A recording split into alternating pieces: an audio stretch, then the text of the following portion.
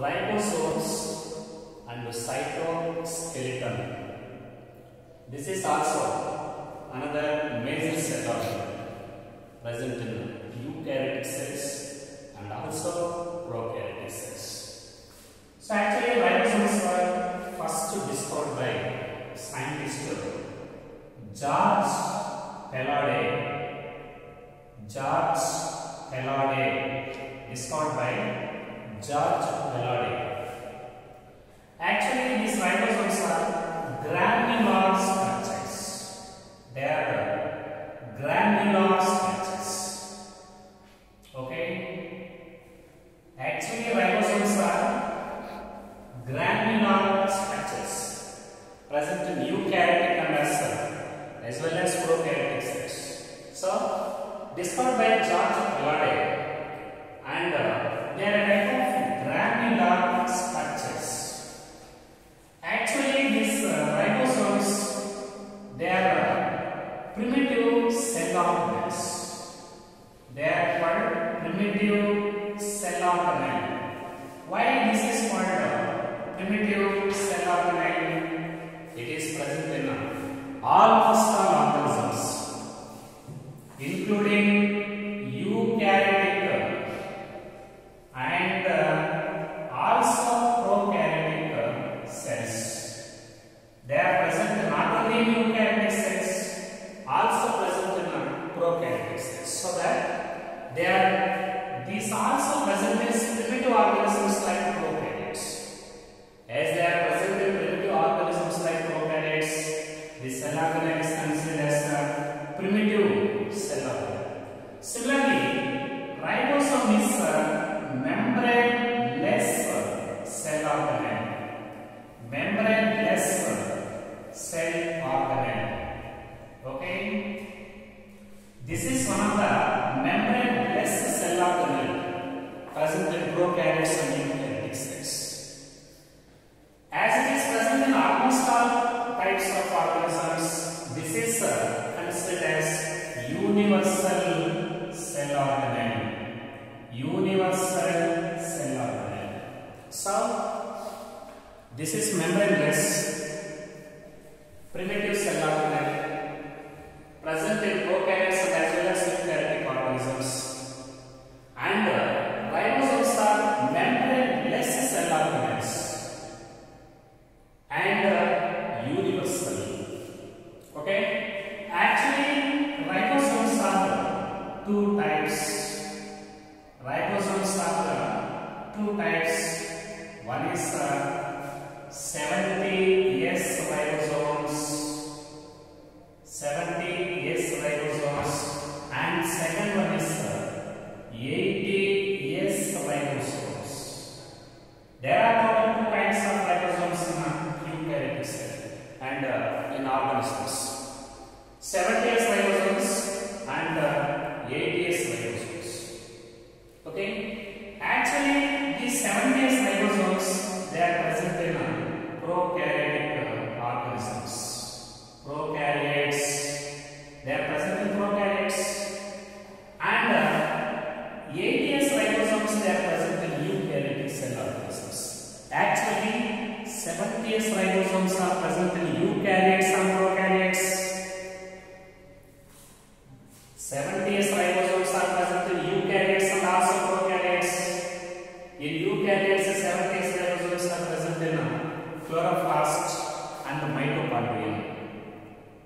And 80S ribosomes, they are present in the cytosol. So, in eukaryotes, okay, both 80S and 70S ribosomes are present in eukaryotes. What type of ribosomes are present in prokaryotes? Only 70S ribosomes. And what type of ribosomes are present in eukaryotes? Two types of ribosomes are present in eukaryotes. But what is the position of 70S and 80S ribosomes in eukaryotes? 70S ribosomes are present in some cell organelles like mitochondria and chloroplast. And 80S ribosomes are present in cytosol. Okay, so there are two different kinds of ribosomes, 70S, 80S. But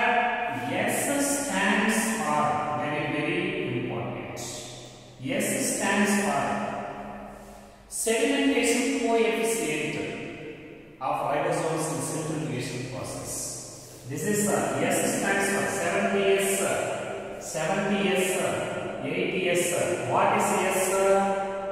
S is it stands for sedimentation coefficient. Sedimentation coefficient. Sedimentation coefficient in outward centrifugation process. During the separation of this ribosomes by centrifugation process, it indicates the sedimentation coefficient of ribosomes, and indirectly it is a measure of indirectly, very important. Indirectly, this is the measure of size and density. Size and density, very important. So, ribosomes are two types. In eukaryotes, both 70S and 80S both are present, but in prokaryotes, only 70S ribosomes are there. 70S, 80S, S stands for sedimentation coefficient during ultracentrifugation process in their separation. And indirectly, this is the measure of size and density of ribosomes. Size and density of ribosomes. Actually, every ribosome, okay, it is represented by two subunits. Every ribosome is represented by two subunits. One is a larger subunit, and the other one is a smaller subunit. So there are two units in every ribosomes. Ribosome is the association of two unequal units. One is a larger unit and the other one is a smaller unit. For example, in case of 70S ribosomes, 70S ribosomes is also represented by two unequal subunits. That is, larger subunit is called 50S, okay, and smaller subunit is called 30S. So 50S and 30S, they are the larger and the smaller subunits of 70S ribosomes respectively. Very important. 50 plus 30 is not 80. The association of 50S subunit and 30S subunits, it forms the full-fledged structure of 70S ribosome, not 80S. So, 70S ribosome is represented by larger 50S subunit and smaller 30S subunit. At the same time, 80S ribosome is represented by larger subunit 60S, larger subunit 60S, and smaller subunit 40S. They are the subunits of 80S ribosomes. So every ribosome is represented by two unequal subunits, larger and small. For example, in 70S ribosome, larger subunit is 50S subunit and the smaller subunit is 30S.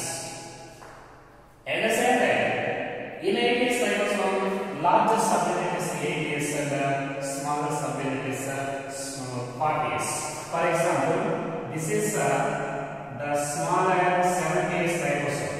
It is 30S and this is 50S subunits. At the same time, this is 80S ribosome. Smaller subunit is 40S and larger subunit is 60S. Okay. At the same time, every ribosome, it is chemically made up of two compounds. Chemically, it is made up of two compounds.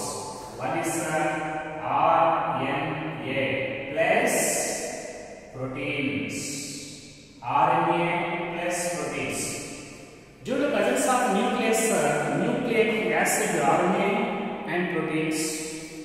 These ribosomes are typically nucleoproteins. Nucleoproteins. Ribosomes are typically nucleoprotein granules. Nucleoprotein granules. Okay. At the same time, during the time of protein synthesis, these larger and smaller subunits are associated only during the time of protein synthesis. After protein synthesis, these two subunits they get separated to each other. So, unequal subunits are associated at the time of protein synthesis, and after protein synthesis they dissociate to each other. So, association, very important. Association of ribosomal subunits, it is under the controlling of magnesium 2 plus ions. Larger and smaller subunits are associated to each other to form the complete structure of ribosome. And larger and smaller subunits they are dissociated after protein synthesis. Association and dissociation of ribosomal subunits, it is due to presence of magnesium 2 plus ions. Mention the name of the mineral. Mention the name of macro mineral that plays a very significant role in the structure of ribosome, that is in the association and dissociation of larger and smaller subunits of ribosome. Magnesium. Magnesium, it helps in the association and dissociation of subunits of ribosomes. So, magnesium is necessary. At the same time, during the time of protein synthesis, for example, this is mRNA.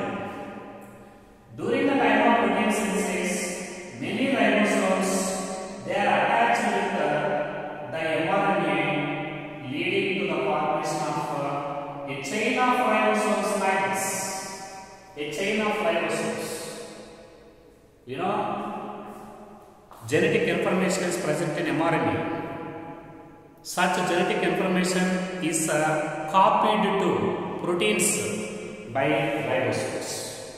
Sometimes many ribosomes are attached with the common mRNA, leading to the formation of a chain of ribosomes.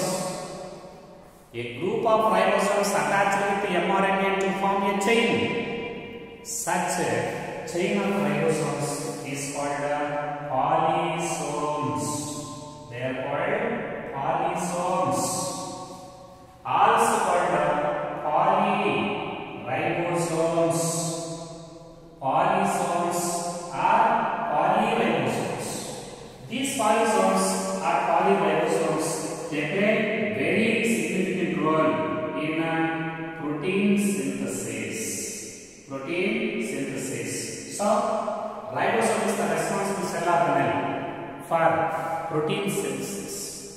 It plays a very significant role in the formation of proteins from mRNA. They help in protein synthesis. This is the ribosome. Very important. Discovered by George Faraday. Granular structures, chemically made up of RNA and proteins, nucleoprotein granules. 7S and 8S ribosomes are there. 8S present in eukaryotes and 7S also present in eukaryotes. But in prokaryotes only 7S ribosomes are there. And this ribosome is represented by two subunits, large and small. What are the subunits of 70S, 50S, 30S? And what about 80S, 60S, 40S? Which mineral helps in the association of subunits? Magnesium. What is polysome and what is significance? The group of ribosomes attached with the mRNA to form a chain. That is called polysome. Such polysomes they help in the formation of proteins. Students, now coming to another word, cytoskeleton. In eukaryotic cells, Cell cytoplasm is represented by a proteinaceous membranous net. In eukaryotic cells, cytoplasm is represented by proteinaceous net-like network. Proteinaceous network. Cytoplasm is represented by proteinaceous network of filaments. Such proteinaceous network of filaments is considered as cytoskeleton. Okay, just like endoplasmic reticulum, here also number of proteinaceous filaments, they are arranged in the form of a net in cytoplasm. That is eukaryotic cells. Such proteinaceous network present in cytoplasm of eukaryotic cells. This is called cytoskeleton. Okay, this cytoskeleton, it is represented by in eukaryotes. Okay, in eukaryotes, cytoskeleton is represented by 3 components. There are total 3 components in this cytoskeleton. One type of components are called microfilaments. Okay. Second type of components are called microtubules. Third type of components are called intermediate filaments. So, in this way, there are total 3 types of components in this cytoskeleton. The cytoskeleton is made up of total 3 types of filaments, 3 types of components. What are the names of these 3 components? One is microfilaments, 2 microtubules, 3 intermediate filaments. These type of cytoskeleton, it play very significant role in many cellular functions. Display very important functions in cell cytoplasm. What are the functions of this cytoskeleton? Very important. The first function of cytoskeleton, this is it provides mechanical support. They provide mechanical support. It is the network of total cytoplasm inside eukaryotic cells. As it is present in the form of a network inside the cytoplasm, it provides mechanical support to the cytoplasm. One is mechanical support. Similarly, the maintenance of cell shape.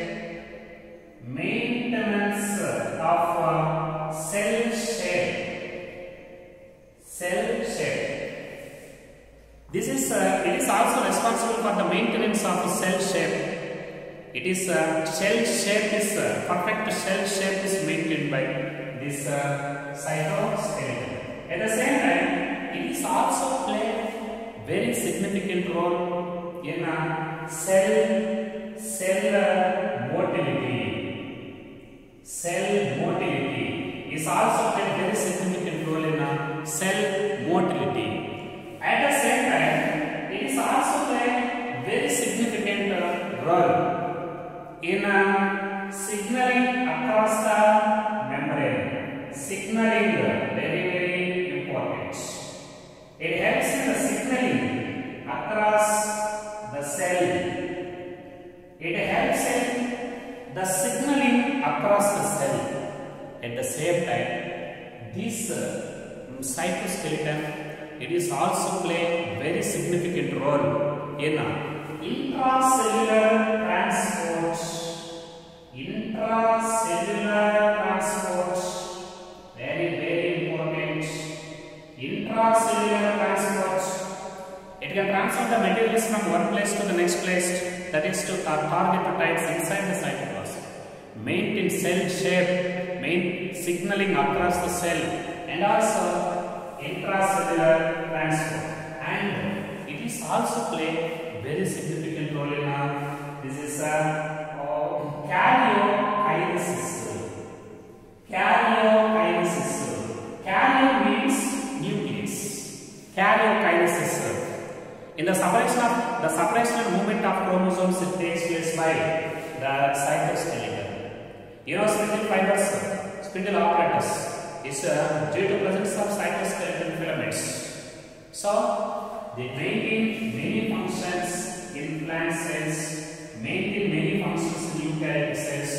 One is mechanical support, 2 maintenance of cell shape, 3 motility of cells, 4 signaling across the membrane or cells, 5 intracellular transport, 6 karyokinesis. Karyokinesis means nuclear division. It helps in separation and movement and separation of chromosomes during the time of karyokinesis.